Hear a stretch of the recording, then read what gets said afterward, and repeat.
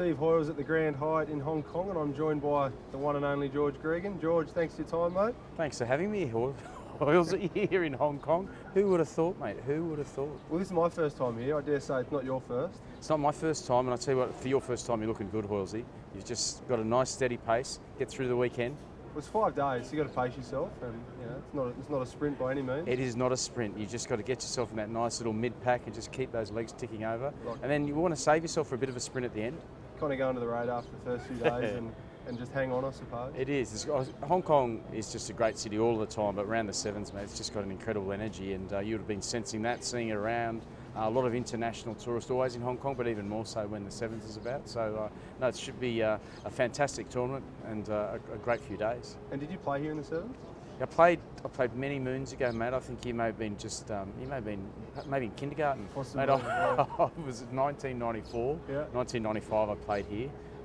Played against the late Jonah Lomu, played against Eric Rush, some great New Zealand teams, Wasali Sarevi, played with David Campese, Dave Wilson, Timmy Horan, Jason Little, Ili Tabur, the human skills. So, no, I basically got my introduction into international rugby here in Hong Kong. So, yeah, personally, it means a lot to me when I come here. Like, it's sentimental. Did you ever win the title? No, we got in the final, came second, close to no cigar, and we lost to New Zealand. And of course, the person who left a ridiculous mark on the world that particular year in 1994 was the one and only Jonah Lomu.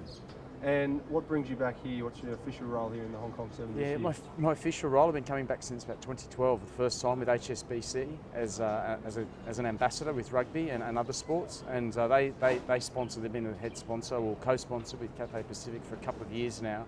And what they do throughout the week, they lead up with grassroots activation. So you go to some of the schools, you'll do some stuff which promotes the game of rugby, but also the other sports like tennis and golf, which they support.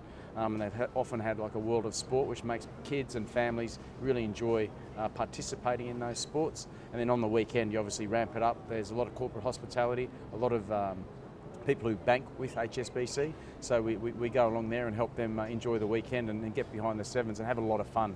And so it's a good gig, but it's a great way to enjoy the sevens. You mentioned golf. You've been out playing today. How did you go? Yeah, I played golf today, and we beat Gavin Hastings, who's a fellow ambassador, and it's always nice to beat Gav, and it's also nice to get to exchange a little bit of cash from a Scottish person. You can just see he wasn't happy, but it was a good day, and I think what's nice about Hong Kong is not just the sevens, the big city, the ability to do those things. There's quite a fair bit of nature in Hong Kong. Is there really? Yeah, if you go outside of here, mate, if you go around Repulse Bay and areas such as that, there's a lot of hiking and a lot of native bushland. Not that I spend a lot of time in there, Hoilesy, but it is actually quite a picturesque city. Well, I suppose what we see when you turn on TV, you just see skyscrapers, so you just think it's a concrete jungle, but as you said, there's plenty of, I think there's over 280 islands in Hong Kong. Well, that's correct, and I think one of the nicest things you can do, and obviously there's a tourism side, but there's a place called Lama Island. You can go out on boat cruises and you actually see some of these islands on these cruises. You stop on these islands and you can do a bit of shopping, have some really good quality food, and have a different Hong Kong experience, which I'd really recommend for someone, so they just don't think it's all about the big stores and the big hotels and just looking out at the harbour. There's more to it than just that.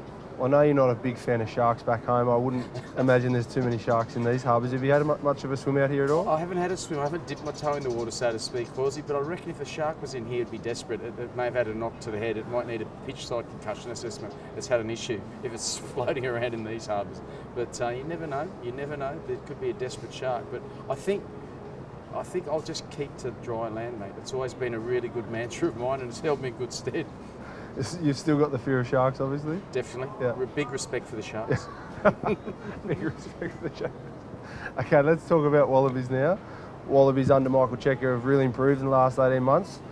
Everyone's talking about when the English come out, and they've improved massively under our old coach Eddie Jones. What are you expecting when the English come ashore to Australia in June? I think the June Test Series now, with what's happened post-World Cup, everyone can't wait to see what the Wallabies will do. It came close but no cigar. It was so close against the All Blacks. And Kurandrani scored, got to 21-17, but the All Blacks showed their World Championship class, didn't they, to close it out and go back-to-back. But I think it's created a lot of enthusiasm and a lot of, I think, hope amongst Wallaby supporters that this Wallaby team can get back into some really consistent winning ways.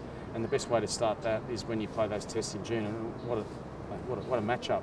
Eddie Jones, Michael Checker played against each other, with each other at Randwick, and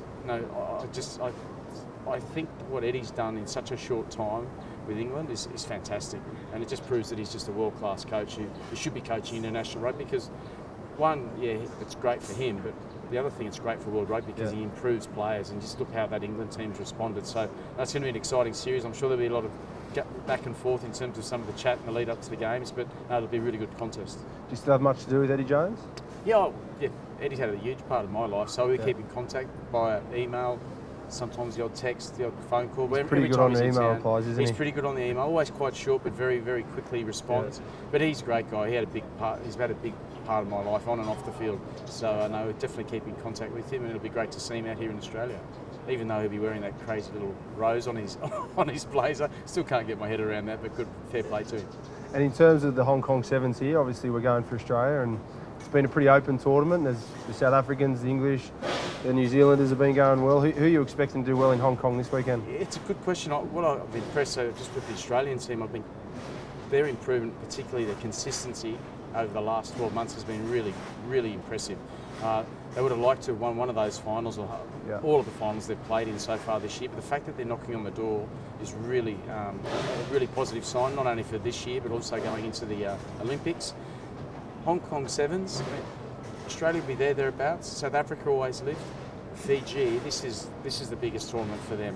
It's the biggest tournament for all the teams, but Fiji emotively in that country, it's all about the Hong Kong Sevens. I think what's happened with some of the natural disasters, they'll be really wanting to play even more so for Fiji. So I think that they'll be hard to beat. New Zealand, Gordon Titchen's coach teams, they just compete and they just fight hard, and they're just super consistent. They expect to win every tournament they go in. So I'd put it amongst those four teams to go through. But no, there's other teams such as USA, Canada improved quite a lot. If you watch Kenya, if you watch these Kenyan guys, Hoiles, they're unbelievable, the players, super athletes, and they've got a real understanding of how to move the ball to space now. Really improved over the last couple of years. I think the Kenyans have requested 45-minute halves apparently for this weekend. That's what they feel they come into their own, you know, the back end of those 45-minute halves. Oh, mate, they're unbelievable. Unbelievable, the old Kenyans. They're, I see today that Hong Kong are trying to climb up the ladder to the top tier at the moment, in the second tier. So a couple of big derbies on at the field today. Yeah, there is. So there's lots to play for. So which is great about the Hong Kong Sevens is that second tier competition where there's a couple of teams might go down and might get elevated. And Hong Kong is part of that. I think there's also Spain, and those teams want to try and get into the HSBC World Sevens Series for 2017. So it's an exciting opportunity for those guys to compete there next year, but also potentially for some of those countries to maybe look to qualify for the Olympics as well. So yeah, there's a festival of rugby this weekend. Well, there we have it. George Gregan, thanks for having a chat with us here at the Grand Hyatt. Thank you, Horsey. Always a pleasure, mate. Cheers, mate. Cheers, mate. Thank you.